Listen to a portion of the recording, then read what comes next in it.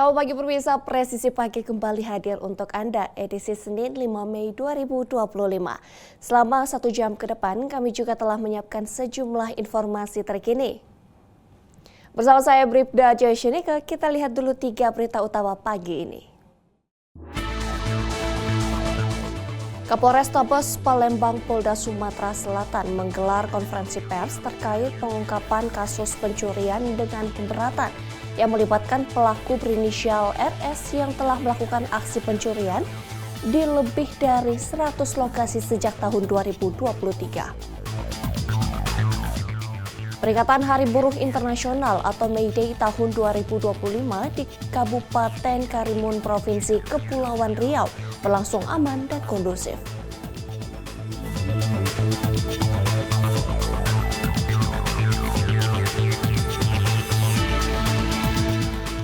Kapolres Batu menghadiri upacara peringatan Hari Pendidikan Nasional. Upacara ini diikuti oleh berbagai elemen, mulai dari pelajar, tenaga pendidik, ASN, hingga unsur Forkopimda Kota Batu Provinsi Jawa Timur.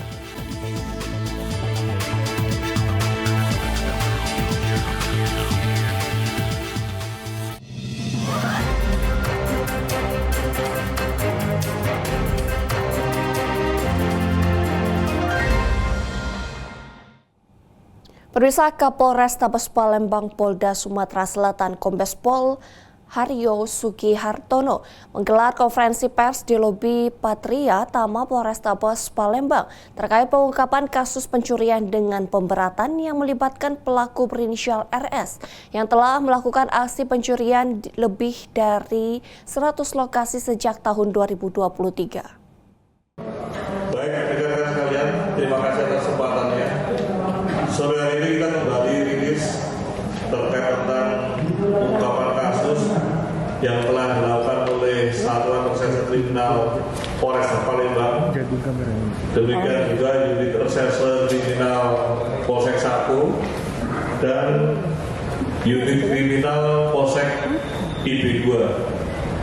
Rekan-rekan sekalian, yang pertama dapat kami sampaikan baru saja Satuan Reserse Kriminal Polrestabes Palembang berhasil mengungkap pelaku tindak pidana pencurian sepeda motor yang notabene tersangka telah melakukan pencurian sepeda motor pada 100 TKP. Jadi 100 TKP sudah kita identifikasi dan saat ini yang sudah kita identifikasi dari 100 TKP tersebut 23 ada LP-nya atau laporan polisinya di Polrestabes Palembang. Rekan-rekan sekalian yang saya hormati, tentunya pengungkapan kasus ini berawal dari peristiwa tindak pidana pencurian sepeda motor yang terjadi pada tanggal 25 April tahun 2025, di mana korban adalah saudara Siti Nur Hasanah binti Sardaya yang saat itu sedang memarkirkan sepeda motornya di rumahnya. Kemudian sekejap setelah beliau masuk ke dalam rumah, tiba-tiba kendaraannya sudah tidak ada. Sepeda motor sempat diparkir di halaman rumahnya, namun selang beberapa saat, yaitu ditinggal 30 menit kemudian, kendaraan sudah dinyatakan tidak ada di tempat.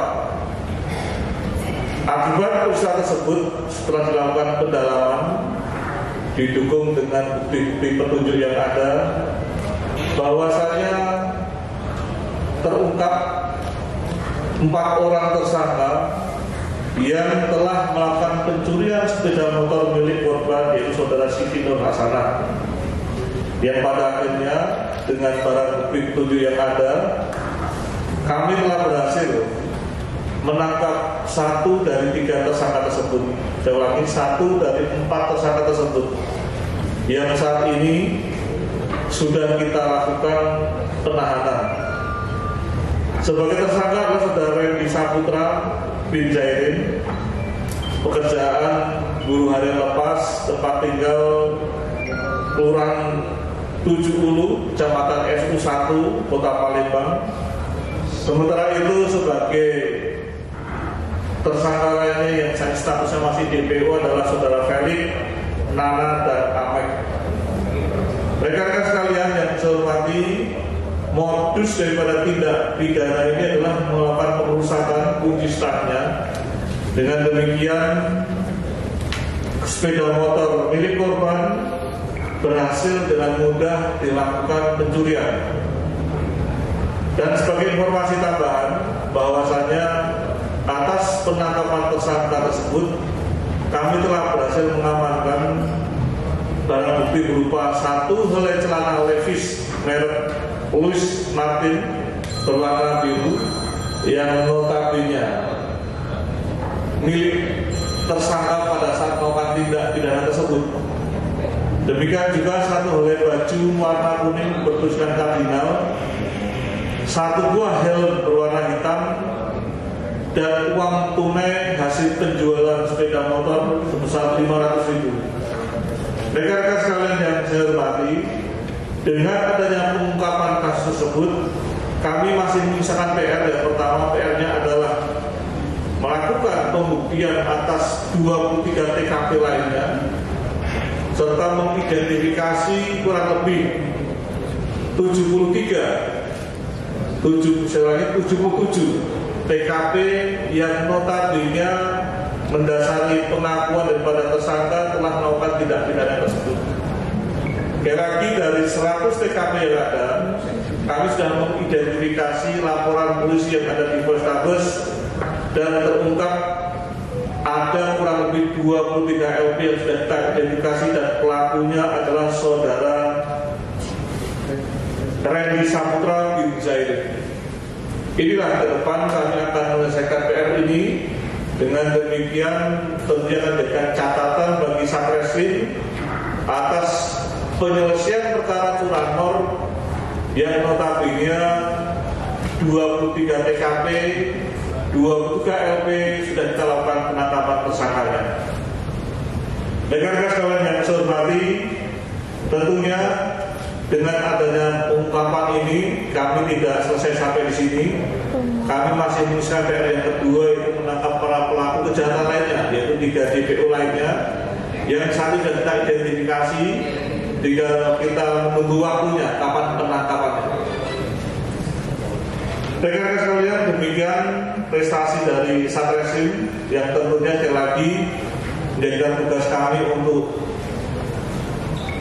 menyempurnakan daripada penyelesaian kasus ini. Dengan demikian kita berharap, saya melihat kami berharap dengan laporan kriminalitas yang ada, aksi curanmor, kami perhatikan dari minggu ke minggu mengalami penurunan, dan seiring dengan hal tersebut kami juga berharap Satuan Reserse Kriminal Polres Palembang akan maksimal untuk mengungkap maupun menangkap pelaku kejahatan yang selama ini sudah meresahkan masyarakat. Pemirsa, Polres Kerinci bertindak cepat mengungkap kasus kekerasan seksual pada anak di Sungai Penuh yang sempat viral di media sosial. Pelaku berhasil ditangkap kurang dari 12 jam setelah kasus dilaporkan. Seorang pria berinisial SM berusia 26 tahun ditangkap polisi di rumahnya di wilayah Kabupaten Kerinci pada Kamis 1 Mei 2025 tadi. Penangkapan ini merupakan tindak lanjut dari laporan seorang kakek yang melaporkan cucunya berusia 9 tahun telah mengalami kekerasan seksual. Berdasarkan laporan, tindak pidana tersebut terjadi di kawasan Karya Bakti, Kota Sungai Penuh pada Kamis siang. Tim Opsnal Satreskrim Polres Kerinci langsung bergerak cepat mengidentifikasi dan mengamankan pelaku. Bersama pelaku, polisi juga mengamankan sejumlah barang bukti, termasuk satu buah sepeda motor yang diduga digunakan saat kejadian. Pada Jumat 2 Mei 2025, Polres Kerinci menggelar konferensi pers yang dipimpin oleh Kasat Reskrim. Dalam konferensi tersebut dijelaskan kronologi penangkapan dan barang bukti yang diamankan. Ceritakan sedikit kronologis penangkapan, yaitu peristiwa terjadi pada hari Kamis malam hari. Kemudian setelah lakukan penyelidikan dan mendapatkan informasi pelaku berada di rumahnya. Tersangka dijerat dengan Undang-Undang Nomor 35 Tahun 2014 tentang perubahan atas Undang-Undang Nomor 23 Tahun 2002 tentang perlindungan anak.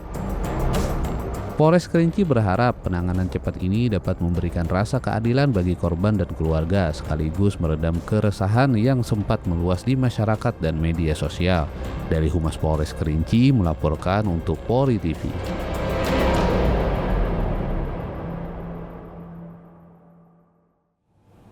Pemirsa, Satuan Reserse Kriminal Polres Tanah Laut berhasil mengungkap sejumlah kasus kriminal.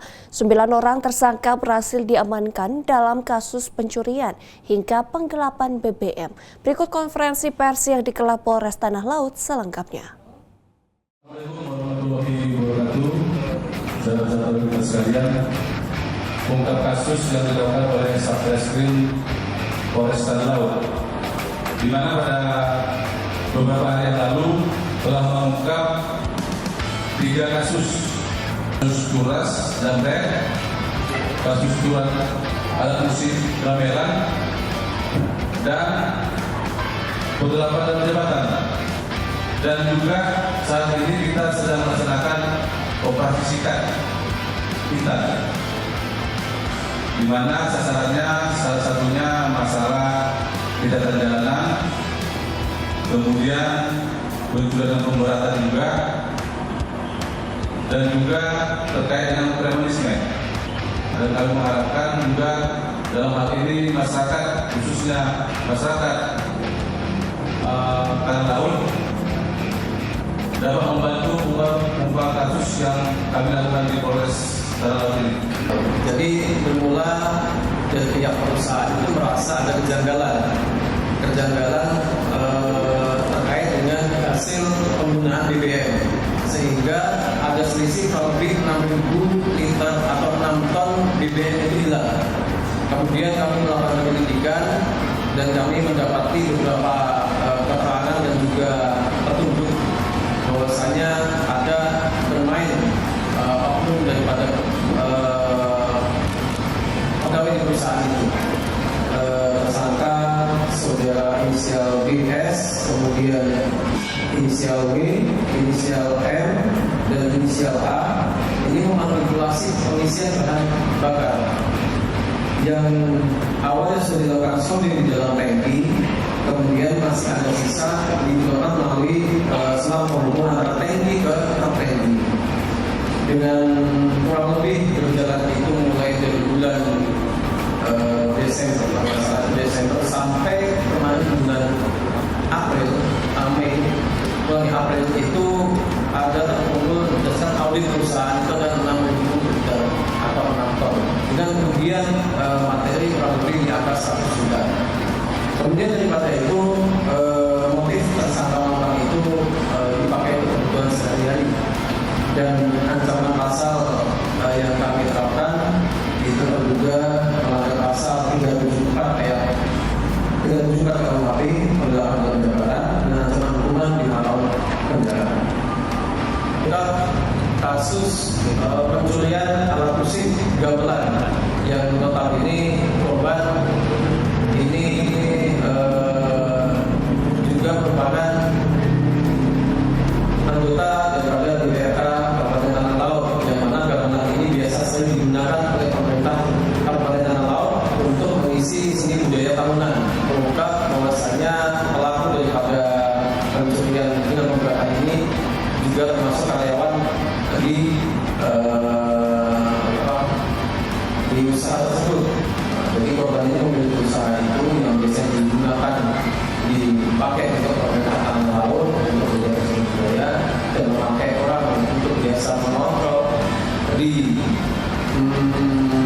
tempat penyimpanan. Nah, mungkin melihat situasinya itu ada mendukung dan juga kesempatannya ada, sehingga pelaku berniat untuk mencuri beberapa gamelan yang mungkin di tempat ini kurang lebih ada 380 keping gamelan yang hilang, dan kerugian yang dicapai oleh itu sampai 900 juta. Tadi ada 2 tersangka yang kita amankan, yaitu inisial M dan inisial J. Kemudian di 442-nya kita amankan di inisial D. Pasal yang kita sangkakan di sini ada pasal 363, kemudian pasal 440 dengan ancaman 7 tahun, ya pasal 363 atau 9 tahun, dan pasal 40-nya dengan ancaman 4 tahun. Tindak pidana keras, yaitu jangkret di jalan. Jadi beberapa kejadian itu sudah dilaporkan pada kami, ada kurang lebih 7 kejadian yang baik di Polsek maupun di Polres. Di Polsek ada 2 kejadian, dan di Polres ada 4 kejadian. Itu semuanya yang disasar oleh pelakunya adalah Mas. Tersangka yang kita amankan itu inisial KH dan juga inisial MA. Ini biasanya pelaku membuntuti korban itu sudah dipasang di beberapa titik. Kerugian yang dialami dari kesembilan pelaku ini kurang lebih ada 140 gram emas perhiasan. Yang ini kurang lebih kalau sekarang sudah di angka 200 juta. Untuk modus sudah kami sampaikan, untuk motif pelaku menggunakan hasil kejahatan untuk kehidupan sehari-hari dan juga membeli beberapa barang mewah. Kemudian ancaman pasal 365 ayat 1 dan ayat 2 kedua KUHP dengan ancaman hukuman 9 tahun atau 12 tahun penjara. Sementara itu, pemirsa, Direktorat Reserse Kriminal Khusus Polda Metro Jaya berhasil mengungkap jaringan penipuan daring lintas negara yang menggunakan modus investasi saham dan kripto fiktif melalui aplikasi bernama Morgan Asset Group Ltd. Dalam aksinya, para pelaku menjanjikan keuntungan hingga 150% kepada calon korban melalui promosi di media sosial seperti Facebook. Direktorat Reserse Kriminal Khusus Polda Metro Jaya berhasil mengungkap jaringan penipuan daring lintas negara yang menggunakan modus investasi saham dan kripto fiktif melalui aplikasi bernama Morgan Asset Group Ltd. Dalam aksinya, para pelaku menjanjikan keuntungan hingga 150% kepada calon korban melalui promosi di media sosial seperti Facebook. Setelah korban tergiur dan menanamkan dana dalam jumlah besar, uang tersebut tidak diinvestasikan, melainkan digelapkan melalui serangkaian entitas perusahaan fiktif. Mereka sangat teliti, sangat canggih, menggunakan setidaknya sampai dengan saat ini Direktorat Reserse Siber Polda Metro Jaya sudah mengidentifikasi ada 15 perusahaan cangkang ya yang dijadikan sarana untuk membujuk rayu korban, sehingga akhirnya korban menjadi atau mau mengikuti arahan dari para pelaku ini. 2 tersangka yakni SP yang merupakan warga negara Indonesia dan YCF, warga negara asing asal Malaysia, telah berhasil diamankan. Keduanya menjalankan aksinya dengan memanfaatkan perusahaan-perusahaan cangkang yang meski terdaftar secara legal, namun tidak memiliki aktivitas atau kepemilikan yang jelas. Dana dari para korban dialirkan ke berbagai badan usaha palsu, termasuk PT Multi Serba Jadi dan PT Putra Nusa Jaya. Penyidik menjerat kedua pelaku dengan berbagai pasal, yakni pasal 45A ayat 1, junto pasal 28 ayat 1, Undang-Undang Nomor 11 Tahun 2008 tentang Informasi dan Transaksi Elektronik, pasal 378 KUHP tentang penipuan, serta pasal 3, 4, dan 5 Undang-Undang Nomor 8 Tahun 2010 tentang Tindak Pidana Pencucian Uang.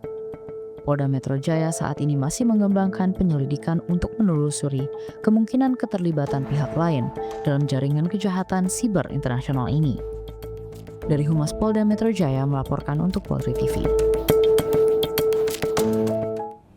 Pemirsa, jangan kemana-mana, Presisi Pagi akan segera kembali.